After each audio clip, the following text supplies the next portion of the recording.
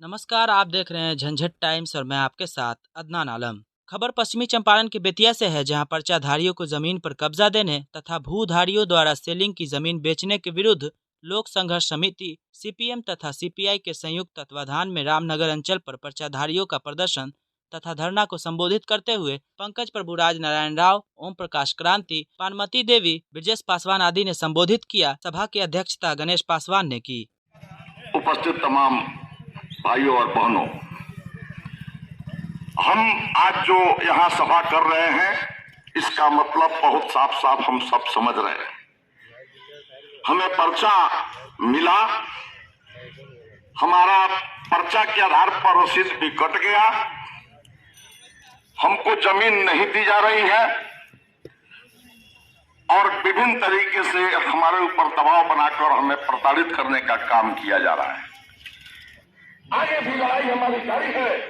इसके 365 दिन का 365 दिन मजदूरों को काम मिलना चाहिए और ये लड़ाई तभी संभव होगा, तभी हम इसमें सफलता पाएंगे जब ऐसी निकम्मी और ये बड़े टाटा बिरला, अंबानी, अडानी की ये मोदी सरकार को हमेशा के लिए गति से उतार देंगे, तभी संभव है कि हमको हमेशा काम मिले।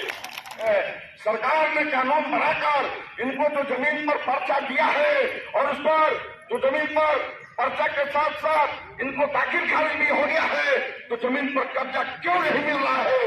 इसलिए कि कमजोर वर्ग के लोग हैं, दलित वर्ग के लोग हैं, आवाज इनके पास नहीं है और बड़े बड़े जमींदार जो है इनकी आवाजों को दबा देते हैं। इनकी आवाज सरकार को बनना था, इस सीओ को, इस वीडियो को, इन गरीबों का आवाज बनना था। ये सब बीत चुके हैं, ये दलाल हो चुके हैं जमींदारों के, इन पर आप भरोसा नहीं करें। और हम इस लड़ाई को उस मुकाम तक ले जाना चाहते हैं कि इस जिले में जितने जमींदार हैं, रामनगर, ये हरिनगर शुगर फैक्ट्री 4000 एकड़ से ज्यादा जमीन इसके पास ये चुरा कर रखा हुआ है, जमीन है। हम उस लड़ाई को भी लड़ेंगे, हम छोड़ने वाले लोग नहीं हैं।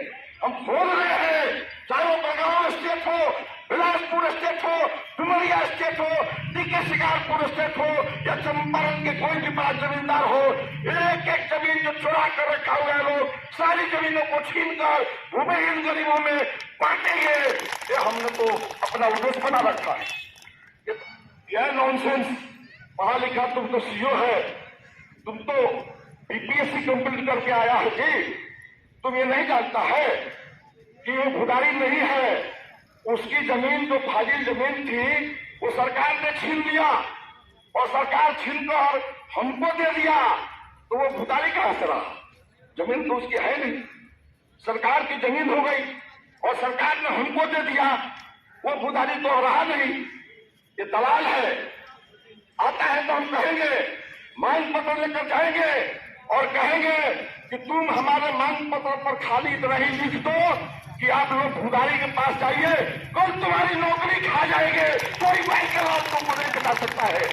तुम धोखा दे रहे हो, तुम्हारी औकात है, तुम लिख तकलीफ कर दो कि आप भूदारी के पास जाइए, क्योंकि वो जानते हैं कि वो तो भूदारी है ही नहीं।